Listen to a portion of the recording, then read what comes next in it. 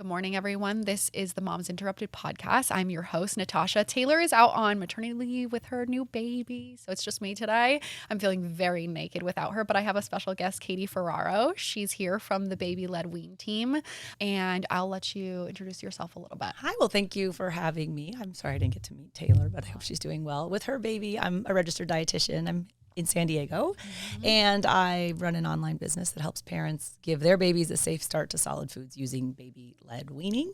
So I'm also a mom of 7 kids who are all in school, so things are a little bit easier for me these days, but I got started as a registered dietitian and really enthused about baby-led weaning after I had struggled a ton with spoon feeding our oldest. So then a colleague told me about baby-led weaning. I was like, baby linguini, what are you talking about? I'd never heard of it.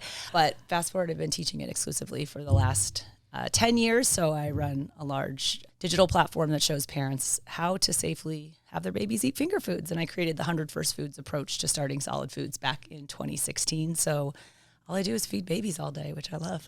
So cool. I think that without knowing you before we started baby-led weaning my own children, I used your approach. So Katie and I know each other from our IBCLC program. She's also training to be an IBCLC. And so that's how we met. And I was like, oh my gosh, you have to come on my podcast because most of our moms are pregnant or first-time moms. And we have so many questions about starting solids. And obviously I can share my experience and, you know, stuff that we learned about breastfeeding and all of that. But I was like, we need an expert on here because I am not an expert, but I'm so excited you're here and talking about feeding babies solid foods because it can feel really overwhelming. Like you shared with your own kids, it can be absolutely wild. It's like, especially for moms. I don't know. I'm working on my IBCLC because I struggled a lot with breastfeeding, even with my oldest. She had a lot of nerve damage.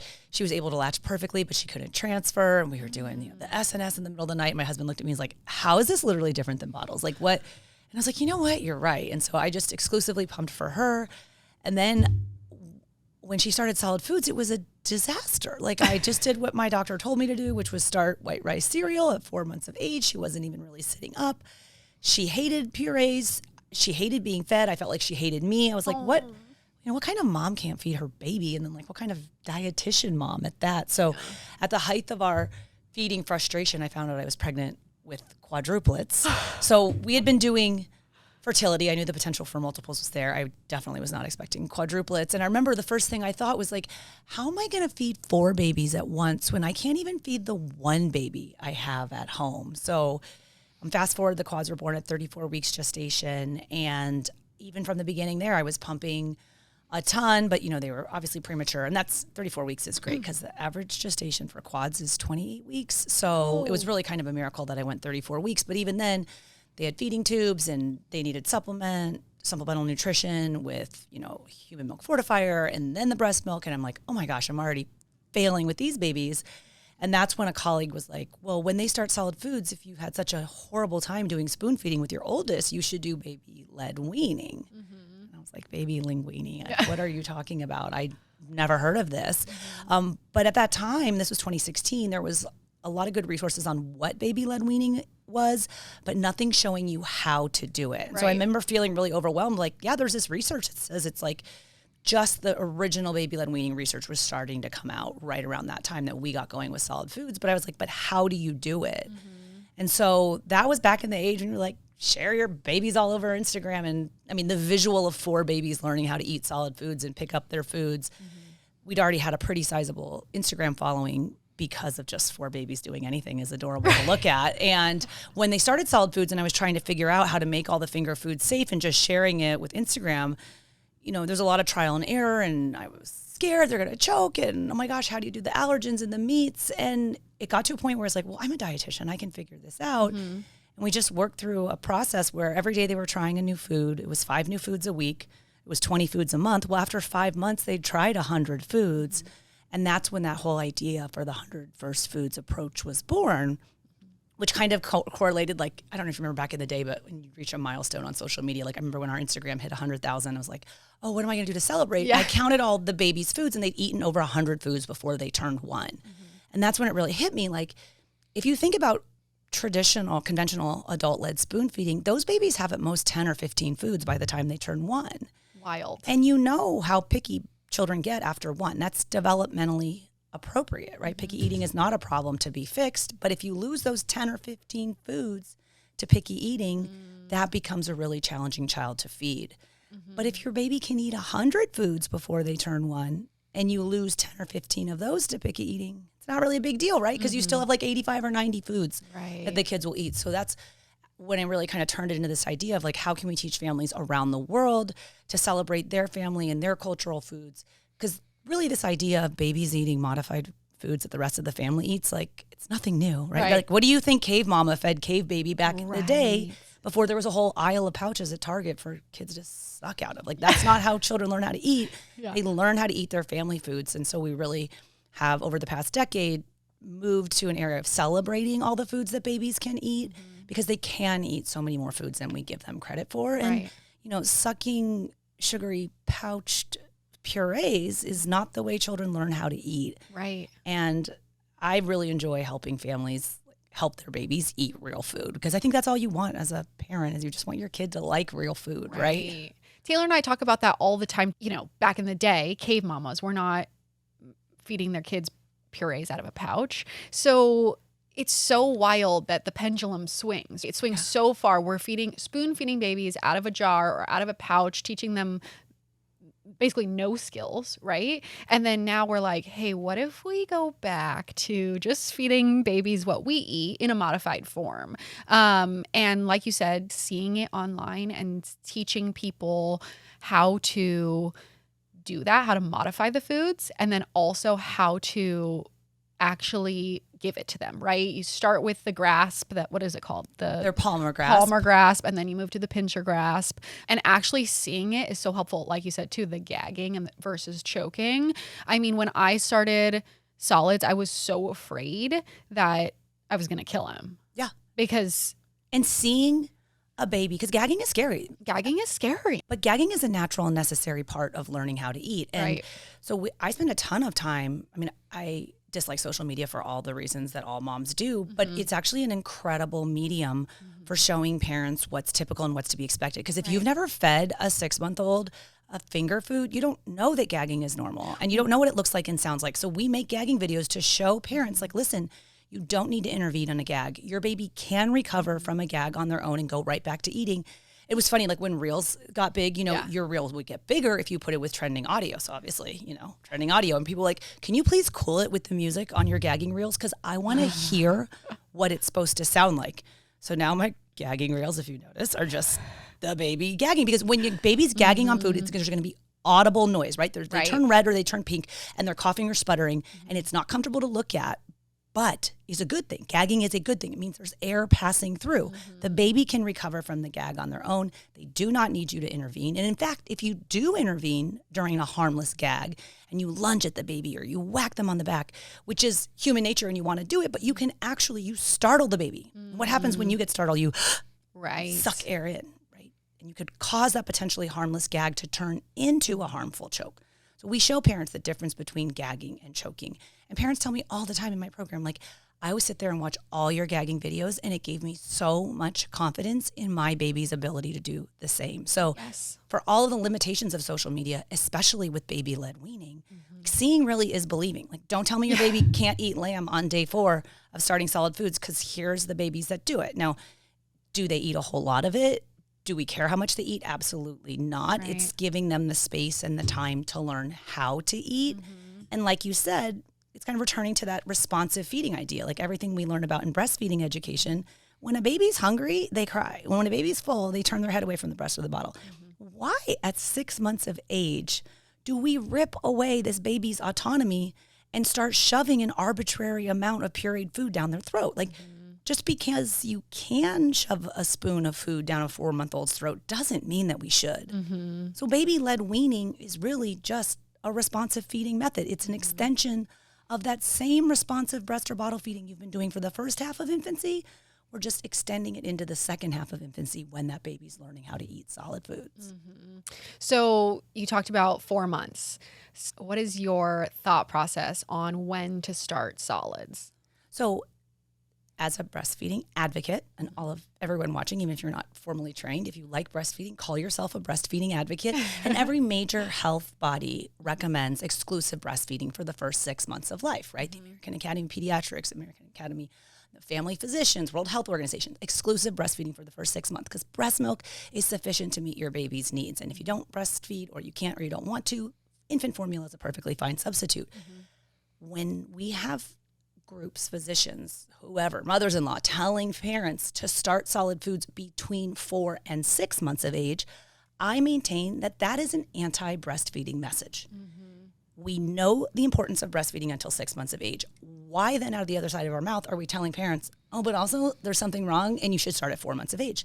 There's absolutely no benefit to starting solid foods at 4 months of age. Most babies cannot sit on their own until 6 months of age or beyond. And so being 6 months of age and then being able to sit relatively independently, those are the two most important, reliable signs of readiness to eat. So again, just because you could shove a spoon of purees down a 4-month-old's throat, the choking risk, it goes through the roof. Right. Not to mention, there's absolutely no benefit to doing that. Now, for babies that are identified as being at high risk for food allergy, peanut allergy in particular, there's a little bit of data that says, okay, well, it's pretty established data at this point, introducing peanut between 4 and 6 months of age for the high risk group. And just as an aside, you're at high risk for peanut allergy if you already have an egg allergy and or you have severe eczema. The mom or the baby? Okay. And there's no data to say it's any more protective against peanut allergy if you introduce at 4 versus 6 months. Oh. So all signs are pointing towards waiting until 6 months of age to start solid foods. It protects breastfeeding. You know, it lowers the risk of choking because the baby is truly ready to eat, and you still will get that protective benefit of lowering the risk of food allergy. And not all babies are ready right at 6 months, right? Your own children, probably 6 months plus 1 week, 6 months plus 2 weeks, even 6 months plus 3 weeks. Or if your child was born prematurely, you need to adjust. And we start solid foods based on their adjusted age. So for example, my quadruplets were born at 34 weeks. That's 6 weeks premature. We waited until they were 6 months plus 6 weeks. Oh, wow. So they were 7.5 months chronological age. So you can imagine for those 6 weeks, every single grandma in my ecosystem is like, those babies need to eat. And I'm like, first of all, they don't need to eat because chronologically they're 6.5 months. But from their adjusted age, they're really only like 4.5, 5-month-old babies. If they're not sitting up on their own, they're not safe to swallow anything except breast milk or formula. And that gives parents such relief. They're like, oh my gosh, you know, we live in this high pressure environment. Like, oh, my baby can walk at 9 months. My baby was reading at 12 months. Well, my baby started solid foods at 4 months. It doesn't work like that. Right. There's no upside to starting solid foods. And baby-led weaning works and is safe if you wait until the child is truly ready to start, if they're safely positioned in the high chair, and if you prepare the food safely. So as a dietitian, my focus is really on safe food prep. But again, if you make the food right and you're feeding it to the wrong child who's not ready yet, the whole thing goes out the window and it's not safe. So we need to have all three of those components together. Right. So you talked about there's no benefit in starting early, right? That's outdated research. And then, I mean, there are risks, right, to starting too early. Not only choking, but also, as we learned in our breastfeeding education, the fact that the gut is not sealed yet, and that can cause issues in its own, right? Starting solids that early. So it also interferes with breastfeeding, right? It messes with the mom's confidence. Well, wait a minute. I thought my breast milk was enough. Why is the doctor telling me to start solid foods? Is there something wrong with my breast milk? And if you start to prioritize solids, even though you think it's not a lot, a teaspoon here, a tablespoon there, it's going to interfere with either your breast milk production, how often you're offering the breast, how interested the baby is in breast milk.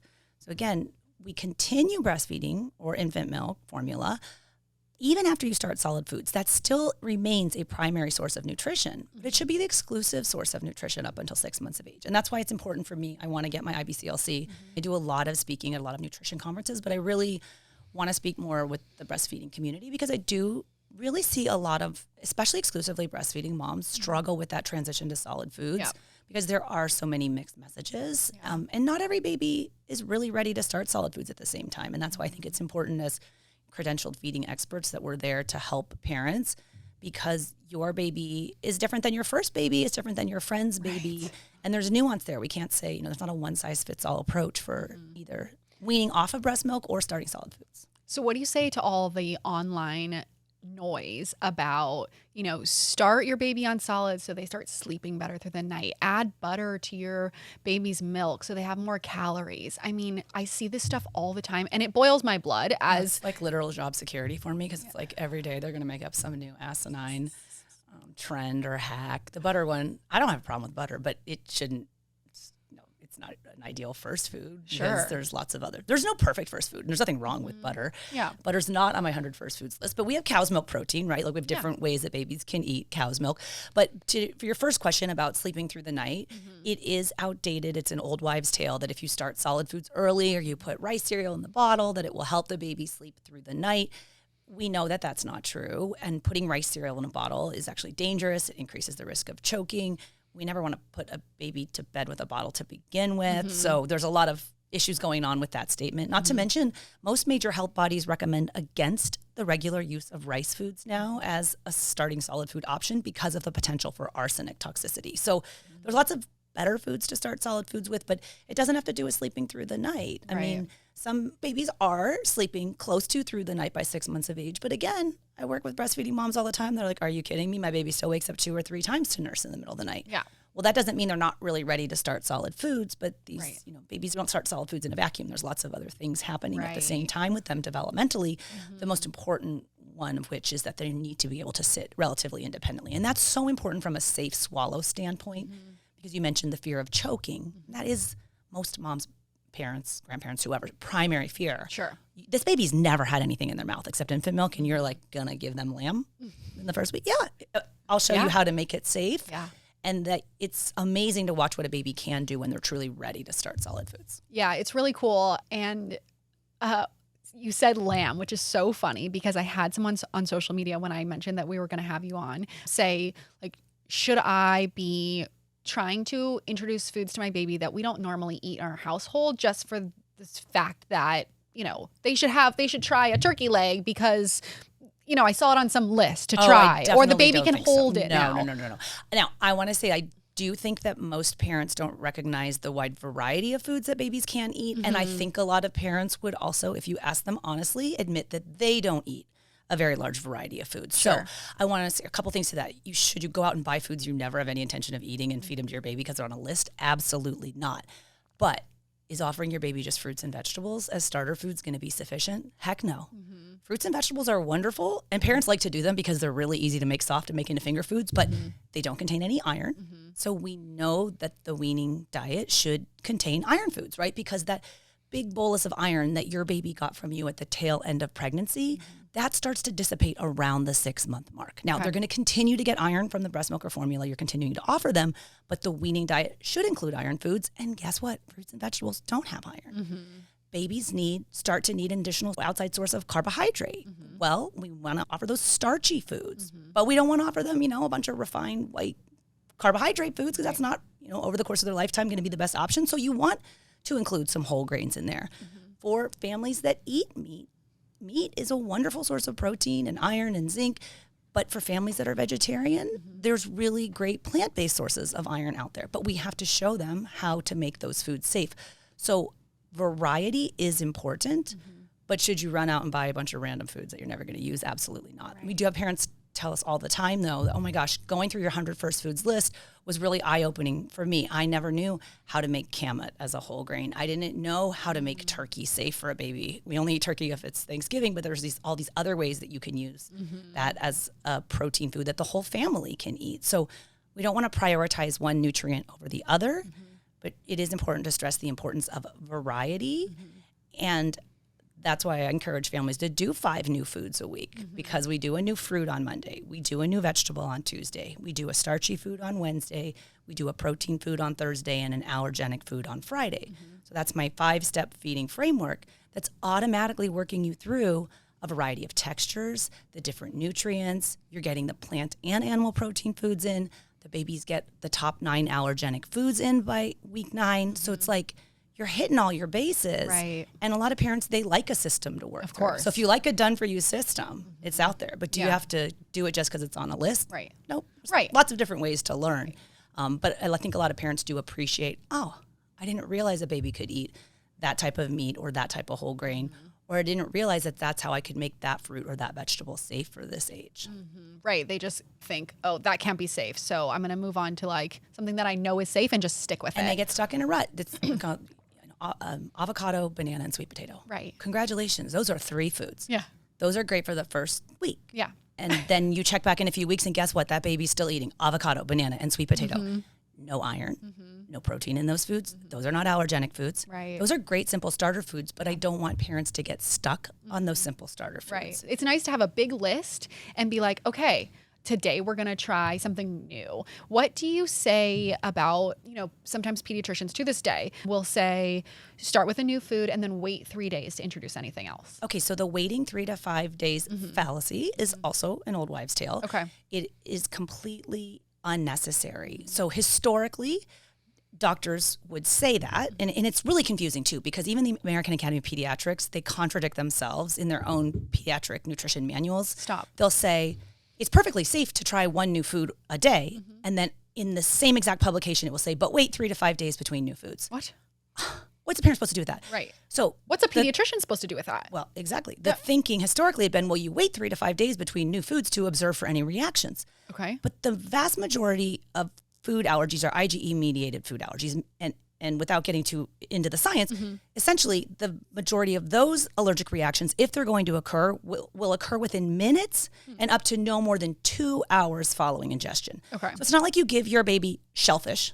Okay, let's say you have a crab cake and they're trying shellfish for the first, second, third time, and they have a weird diaper 4 days later and you're like, oh my gosh, they're allergic to shellfish. It doesn't work like that. Okay. It's going to be within minutes and up to no more than 2 hours. Okay. So again, it's perfectly safe to offer your baby one or even more than one new food per day. Okay. We just don't do 2 new allergenic foods for the first time at the same time. Okay. So think about like peanut butter, right? Yeah. So peanut butter on its own is a choking hazard because it's too thick and can get lodged in the roof of the sides of the baby's mouth. But if you thin peanut butter out, so it slides off of your adult stainless steel spoon, and then you offer it to your baby from a preloaded spoon, that's a very safe way for them to try peanut. Now, what do you thin it out with? Well, if you thin it out with formula, which has cow's milk in it, or whole milk, or full-fat whole milk yogurt, well, that contains cow's milk.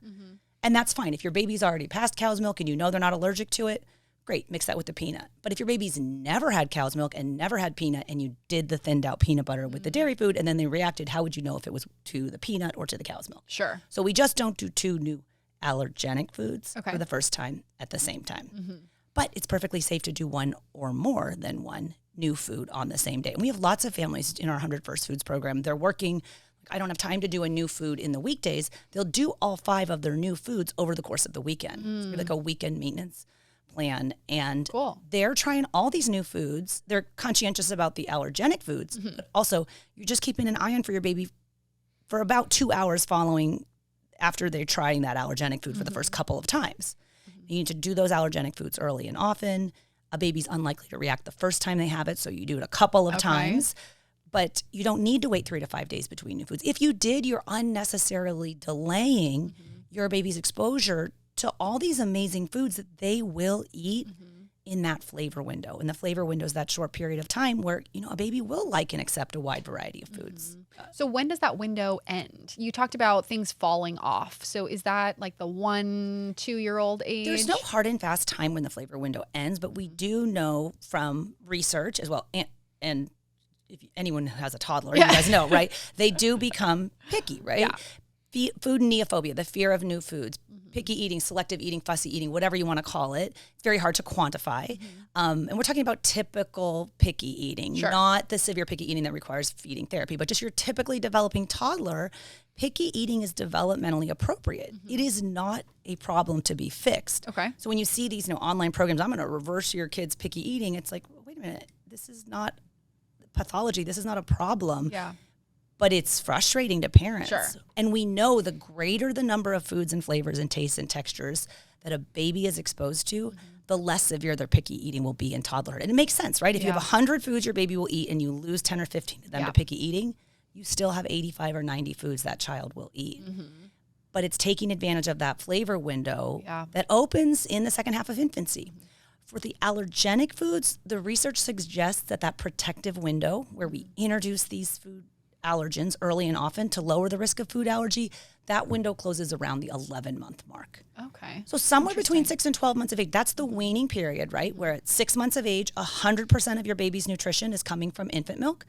And by 12 months of age, most of your baby's nutrition can be coming from food. Okay. Now, of course, if mom and baby both want to continue breastfeeding beyond the 1 year mark, go for it. That's great. Lots of benefits to extended breastfeeding, but you don't have to. Yeah. For families that are formula feeding, they certainly want to turn that off from a financial standpoint at the 12-month mark. Make that switch to cow's milk if that's what works for your family. But again, most of that baby's nutrition can be coming from solid foods by the time they turn 12 months of age.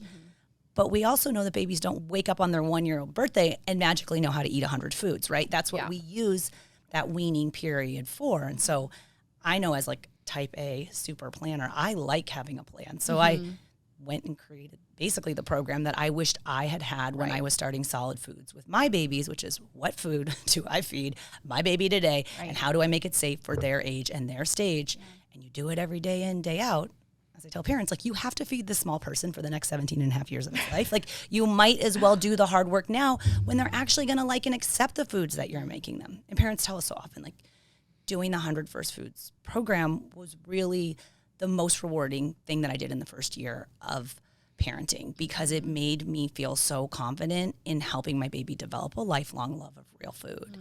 And especially for the moms who didn't do great at breastfeeding, they oftentimes think of starting solid foods as a way to start over. Like, clean slate, I'm going to do a better job at this. And I can't take away the pain or whatever happened in their first part of their feeding journey, but they do feel so much more empowered that they're making their babies real food. It's saving them time, it's saving them money, it's saving them sanity. And their children are learning how to eat and like real food. And you have to buy them all these puffs and these pouches and these purees, which those are not nutritionally complete anyway, and they cost a lot of money. And there's over $4 for a pouch at Target right now. Oh my gosh, it's outrageous. And it's mostly applesauce. And it's like snack, right? Like, and babies don't need snacks. The infant milk that they're having in between their meals is their snacks. So I had two very different experiences. My son absolutely loved solids. I mean, couldn't get enough. He was one of those kids where I think I've seen it called online a stuffer, where he would overstuffer. Yes, it's a thing. He would shove so much food in his mouth. He would look like a chipmunk that was just holding on to acorns in his cheeks. And I was worried about him choking on that. And there's so many, mental hurdles to get over with that. And then my daughter had a very slow liking to solids. She was so attached to me, just wanted to breastfeed all of the time. She, 19 months old, still does not sleep through the night. I mean, just one of those things where it's like temperament and so many different factors there. But every time I tried to feed her solid foods at like 6-7 months, she would cry. Absolutely didn't want to have any, mad at me for even like, how dare you even offer? So having those two experiences really opened my eyes to the ranges of normal, and going through obviously our breastfeeding program, knowing that that's also normal. Some kids take to solids more slowly, but what would you say to someone starting out to kind of ease their nerves about all of the possibilities of normal, the huge range of normal? I think I would remind parents who are just starting solid foods that it doesn't matter how much the baby eats. So there's this researcher, she's also a dietitian, her name is Ellen Satter, and she has a very important contribution to the world of infant feeding, childhood feeding. It's called her division of responsibility in feeding theory. And it gets misconstrued, I think, a lot on social media because people can't pay attention for longer than 6 seconds to understand the true idea behind this theory, which is that parents have 3 jobs in the feeding relationship. Parents, you are in charge of what the baby eats, where they eat, and when they eat. But your baby is ultimately responsible for how much or even whether they decide to eat. And so when you feel that pressure of, oh my gosh, my baby didn't eat enough, I just want to give them a pouch to finish them off, or I'm just going to give them some yogurt because I know they love that at the end of the meal. You don't have to do that because it's not your job. So we tell parents sometimes, stay in your lane, mom. It's not your job to make your baby eat. Your job is to be in charge of what the baby eats and where they eat and when they eat. So what they eat is safe, age-appropriate finger foods. We know that that is appropriate, developmentally appropriate for 6-month-old babies to begin experimenting and exploring with finger foods. Where they eat, so they're positioned properly and safely in their high chair. So that means with their feet resting flat on a stable foot plate that helps to stabilize their core and support a safe swallow. And then when they eat, you establish meal times for your family. Children should not be allowed to eat all day long whenever they want to. So you're in charge of what and where and when. Those are the ground rules that you set, but your baby ultimately determines how much or even whether they eat. And so in those first few days, like with your daughter, when she's not eating very much, that gives you the license to not stress out because it's not your job to make your baby eat. You're doing your job of offering her solid foods in a safe environment at set meal times and keeping in mind that breast milk or formula will still continue to provide a good deal of nutrition even when you start solid foods. But if we start messing with that relationship and doing the job that's not ours, which is trying to make the baby eat, that's when we start force feeding babies by spoon or shoving pouches in their mouth or just take a bite to make sure you quote unquote get enough. And that's where the feeding aversion, that's where the food refusal sets in. Those are the babies that we see in feeding therapy. And a lot of my best friends in the feeding space are feeding therapists, occupational therapists and speech language pathologists. And I often joke with them, but with baby-led weaning and the 100 First Foods approach, my goal is really to put them out of business. Because most feeding therapists will tell you that the vast majority of what they see in the second year of life on their caseload, it could have been prevented were that baby allowed to explore with different textures and finger foods starting at 6 months of age. And that is exactly what baby-led weaning allows you to do. Right.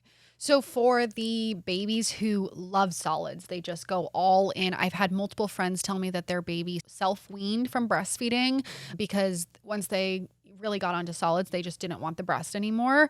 What is that about? Well, if you think about the word weaning, I know we go back and forth a lot in the breastfeeding world, for me in baby-led weaning. So the term baby-led weaning, as a practice, it's nothing new, right? Because families have always fed their babies modified versions of the same foods the rest of the family eats.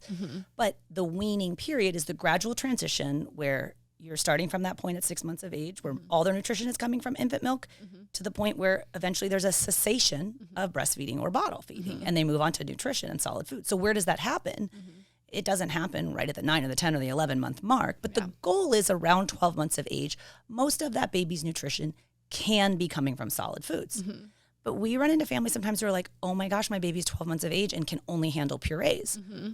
Well, that's a problem because purees do not represent 100% of your baby's nutrition. They're not getting the texture experience. I know they're not having the proteins. They haven't had all of the allergenic foods.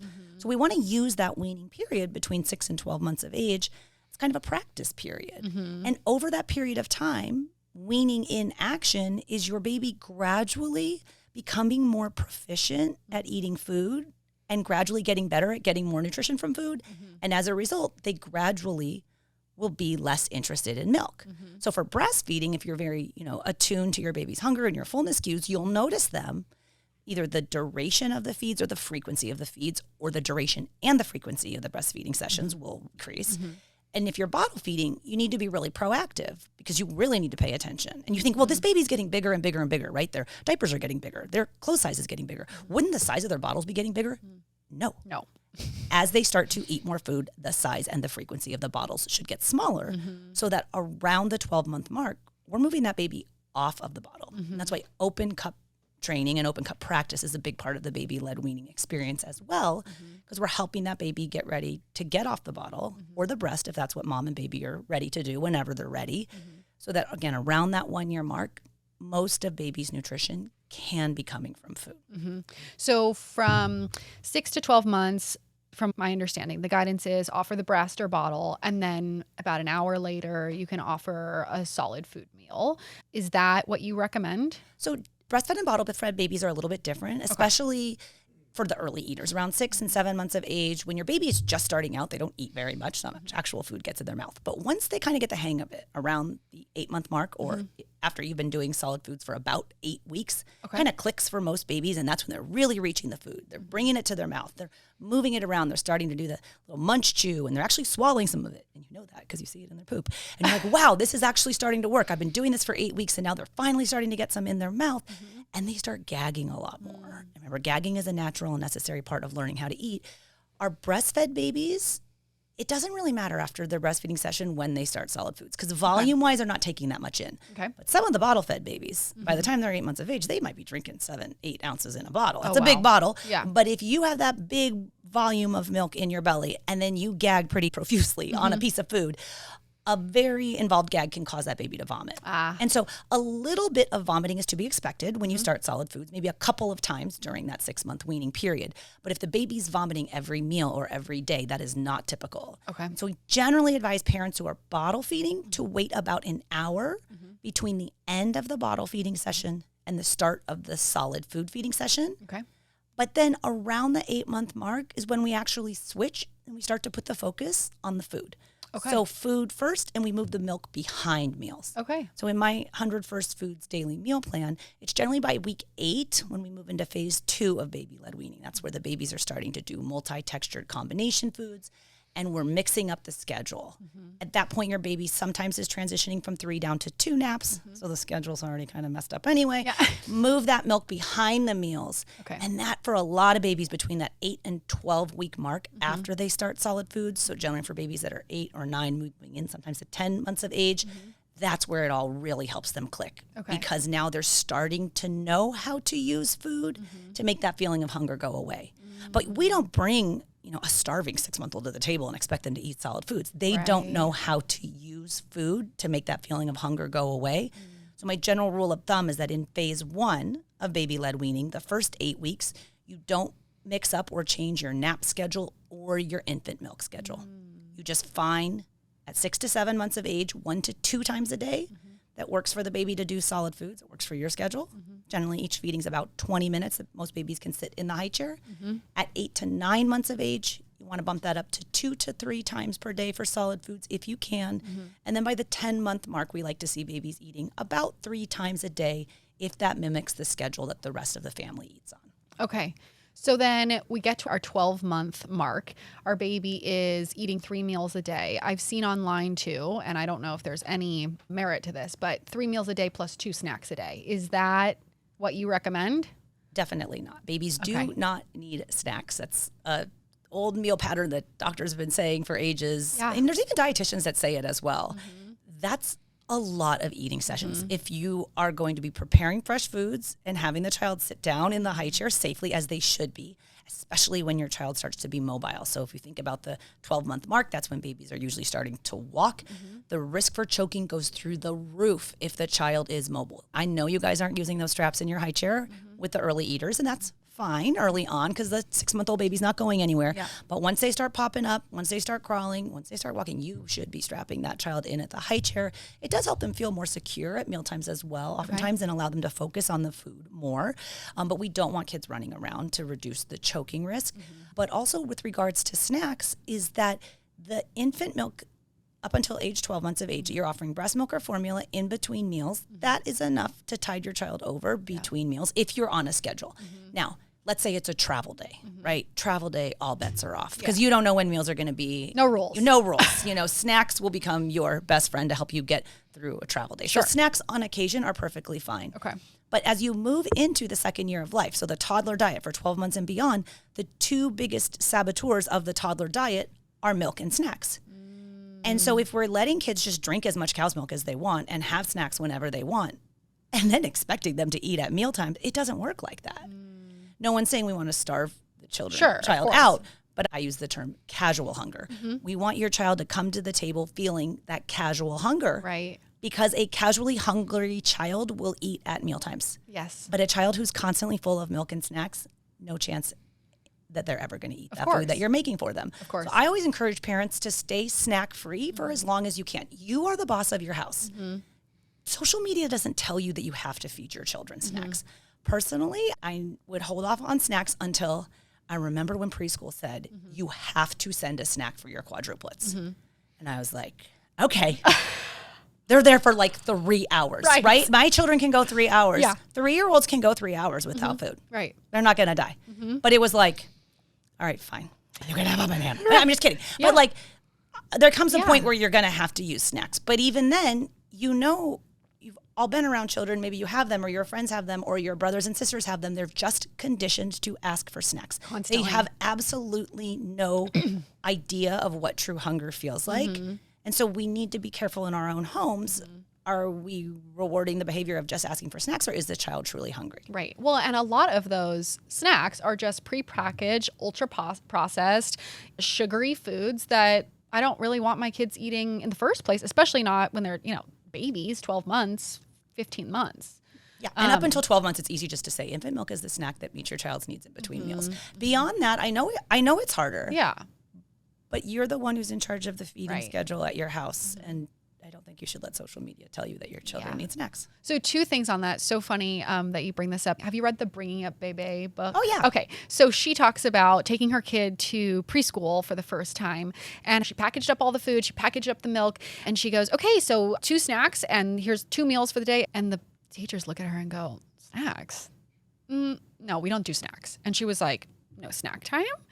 And they were like, no, we do breakfast, and then we do lunch, and then they come home for dinner. Like, that's it. And they can have their milk, in between. And it's just so funny because that to an American parent where we're just constantly offering snacks, or you see on social media, offer food 5 to 6 times a day. I see that all the time. Who has time to cook that much? It's exhausting because you're not stressful. cooking, you're just buying. Right. Packaged, processed. Again, it's like, you know how they always say that it's, and I'm not a dentist by any means, but it's like literally the American Dental Association was like, you guys need to brush your teeth 3 times a day and go to the dentist twice a year. Yeah. It's like the snack companies are the ones being like, you need to eat snacks 2 times a day. Like, oh, wow, it's kind of a self-serving prophecy there, right? Right. But from a parenting standpoint, not between the different countries, but that's a good example of like the way we handle it in France versus here. My kids go to the same small Catholic school that I went to. And I was telling them the other day, like, sometimes I can't even make it to snack time. I'm like, you guys get a snack time. The morning recess, we did not used to take a snack. I went to the same exact school with you. It started at the same time. It had lunch at the same time. My mom packed us a lunch. Yep. The only difference was there was a milk program then. And I think we might get a milk at snack time. And that might have even been at lunchtime. But we did not get a snack at morning recess. Right. And we are fine. Well, and also like the water bottle saga of the world. Like I never. Dude, you know I have 7 children. And Yeah. they all like want a wall or whatever. I'm like, you buy that with your own birthday money because I know. Well, someone was telling me the other day, like, It's you know those, too like, much. kids' The water shoes? bottles. I never had a water bottle in my life. Never. We had a water fountain. They took a while to COVID. Yes, we walked by, took one quick sip, and then we moved on with our day. Oh my gosh, I was in this like focus group the other day for like influencers in the baby space. Yeah. They were like, so these shoes that have a space for an air tag in them, don't you think this is genius? Because in case your kids lose your shoes. And I was like, I think that's stupid. Like, I always know where my kids' shoes are. Right. In the summer, the flip-flops at the beach, sometimes like that's harder. Sure. But no, I don't need an air tag. Right. I think the air tag in the stroller is cool for like if they make you gate check your stroller and you don't really know where it is. Air tag, give me an air tag in the freaking water bottle. Yes. So I can see them all at the football field or the soccer field. Like, where are all of my water bottles? At the beginning of the school year, I had like 20, and now I have none. It's like socks. Where do they go? Yeah. Where do the lost things go? I mean, I hate the socks are cheaper than the water bottles. Well, yeah. Like, The water bottles have gotten out of control. Why is every water bottle $30? and why do they need a straw? Like, I hate the straw. It's disgusting. I tried to ban all of the ones with the straws because the kids just lose them and they're gross. Yeah, And, I do like the Walla because of that, but also it's the straws inside, so I don't know. then they just lose them. Right. So, yes. And also your babies don't need to walk around drinking water all the time either. They don't. I see parents sometimes like literally forcing their children to drink water. It's like their stomachs are so small, especially for babies. They don't need free water. Yeah. They're getting most of their hydration needs from breast milk formula and the foods they're learning how to eat. And if you do encourage them to drink too much water, it does take up very valuable room in their stomach. And if you think about it, it's at this very important time where they're trying to learn that feeling of hunger in their stomach, and it sends the messages to their brain, and then they eat this thing called food, and then the food starts distending their abdomen, which sends you a different message to your brain, hey, you're getting full. When you drink too much water, it's that old Weight Watchers adult weight loss trick. If you think you're hungry, you're really just thirsty, drink a cup of water and wait 10 minutes. But it distends your abdomen. It sends messages to your brain that you're starting to feel full to slow down from eating. So we don't want to interfere with that feedback loop in babies. So there, I tied the water bottle conversation back to baby-led weaning. I like Think that. about that. So it's very confusing, right? Introducing water to babies. You see, like, you could start offering water at 6 months, but like, you don't have to. That to me, as a type A first-time mom, I was like, huh? Somebody just tell me what to do. So what do you say to that? I do not do water for early eaters. And I'll tell you a couple of reasons. First of all, the excess room in the stomach that it takes up, not necessary. Water is a thin liquid, is harder for babies to swallow and process. Think about the thick liquids that they're used to swallowing, which are breast milk or formula. So I start in the open cup. I do start open cup practice. You can start at 6 months of age if you want to, but there's a lot of stuff going on at 6 months of age. Right. You're just starting to coordinate sitting on your own. Now you're coordinating sitting and sucking and swallowing and trying to learn how to chew. There's a lot. So sometimes I'll wait a couple weeks. And you're like, here's a cup. Yeah, right. And just to your to-do list, do 5 minutes of open cup training after every meal. Like, a lot of moms don't have time for that. Yeah. But again, when we get into that phase 2, around the 8-week mark after starting solid food. So for most babies, that's going to be around the time they turn 8 months of age. They are jamming. They love the finger foods. They're into it. a great way to finish out the meal is to practice open cup drinking for 5 minutes after each meal. So I use a small cup. I use the Easy Peasy Tiny Cup. It's a 2-ounce, 100% food grade silicone cup. It's graded on the inside. It's got sensory bumps on the bottom. I'll fill that about a quarter to halfway full. So a half to 1 ounce of breast milk or formula, that thicker liquid that your baby is used to drinking. Now, this is where the type A comes in, because a lot of moms are like, well, wait a minute, they're going to spill it. I don't want my valuable breast milk or that expensive formula to be spilled. So we teach parents how to do it in a way that's supporting the baby, but there is some spillage involved. That's actually very important when a baby is learning how to drink, that you allow them to let that milk dribble down the side of their mouth, because the next time they go to take that cup, they're going to make that small micro correction to change it slightly, because they don't like that uncomfortable feeling. But that's how they learn. So we can't do it for them, but we help them. So we teach parents how to do the open cup training. And then when they get a little more proficient, a little bit older with the thinner liquids, then occasionally I will do water. Okay. But what you sometimes will run into is the parents will only do water because they don't want to deal with the mess. And then the baby will never drink anything except water out of the cup. And then you're like, why is this 15-month-old still drinking milk out of a bottle? Oh, because he only drinks water out of the cup. So we do like to do a variety of things out of the cup. I'll do pureed meats out of the cup. Or if I'm making a stew and there's some low sodium broth or gravy left over, practice that out of the open cup. It smells different. It looks different. If you're doing smoothies, you can do that out of the cup. You can do the breast milk or the formula. So mix it up if you can. It doesn't just have to be water. And you don't have to do water unless you live in very extreme temperature conditions, or if your child's on some sort of a medication that you know part of the side effects are dehydration, and like you're working, there's reasons to have concern for dehydration, then we're worried about water. But for your typically developing infant, they don't need very much water. Okay. So until 12 months, like no, really no need. Exactly. What about, I've heard people saying the solids are making my kid constipated, so I have to make sure that they get enough water. Okay, so that constipation is a typical side effect of starting solid foods. Okay. A baby can actually go up to 7 days without a bowel movement before it's considered problematic. Oh. So there's functional constipation. Think about it.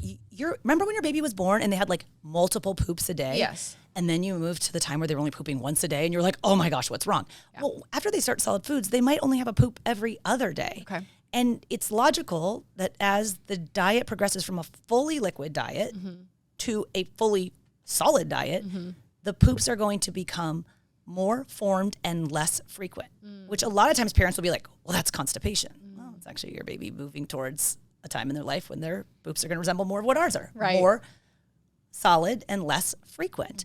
So constipation does occur, but it's oftentimes just functional constipation, and it's not problematic constipation, and it's not necessarily something that you need to fix. Okay, so we don't need to fix anything.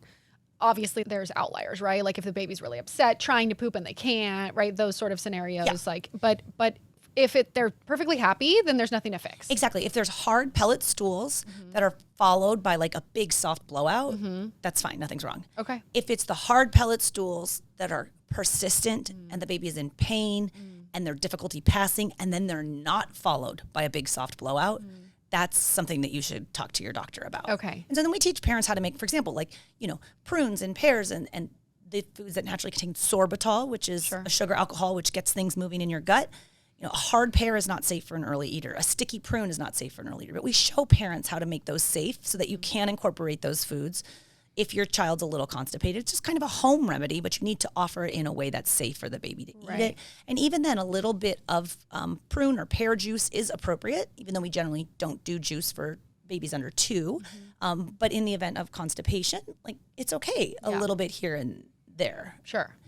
And also, we've talked about like just even having suppositories on hand. I personally have gone to the urgent care with a baby who had really persistent constipation, and they gave him a suppository and sent me a $500 bill. And I was like, are you kidding me? Like I could have just gone to CVS and gotten that. So obviously always call your doctor first, but have a couple of tools in your toolkit. And as a dietitian, I'm always going to try the food first approach, but it's unlikely that your child has problematic constipation because they're dehydrated. Okay. So much good info. We're going to wrap up. What is your biggest takeaway that you would send moms starting out solids for the first time with their baby? Keep in mind that it doesn't matter how much your baby eats, and it's not your job to make your baby eat. I love that advice. It feels so overwhelming and regimented, and it's nice to know that things are inconsistent, messy, kind of all over the place for a while, but like you putting it on the table matters, and then you kind of just Yeah. And try not to skip days. That's another one. When you get started, I know it's just like, oh my gosh, one more thing to do on my to-do list. The first 8 weeks are a little rocky, but I promise you, this is a lifetime of your child learning to love real food. It is worth it to put the time and the work in now when they will actually like and accept the wide variety of foods that you're going to offer. Right. And so if you're looking to learn more about baby-led weaning, I teach a free online video masterclass. It's called Baby-Led Weaning for Beginners. I show you everything that you need to do to give your baby a safe start to solid foods. I show you how to make the food safe. And I give everybody on that free masterclass a copy of my 100 First Foods list. Amazing. You can take it now, later today when your baby naps, tomorrow, whatever works for you. You can sign up at babyledweaning.co/masterclass and grab that 100 First Foods list so you never run out of ideas of foods your baby can eat. Oh my gosh, amazing. And you're on social media, right? Where can we find you? On Instagram at Baby-Led Wean Team. I have a podcast called Baby-Led Weaning with Katie Ferraro. We do 2 new episodes a week. So I do a little solo training every Monday and then an interview with another feeding expert on Thursday. That's at babyledweaning.co. And then I also have a YouTube channel too for longer form media. If you can pay attention for longer than 6 seconds, I absolutely love YouTube because you can really do teaching. But the masterclass Baby-Led Weaning for Beginners is probably the best place to start. Cool. Amazing. Thank you so much for coming on today. Thank you for having me. I'm so glad you guys covered this topic. And now all we need to do is pass our IBCLC exam and we'll be good to go. Yes, exactly. Well, thanks again. And thank you guys for listening. We'll see you next week.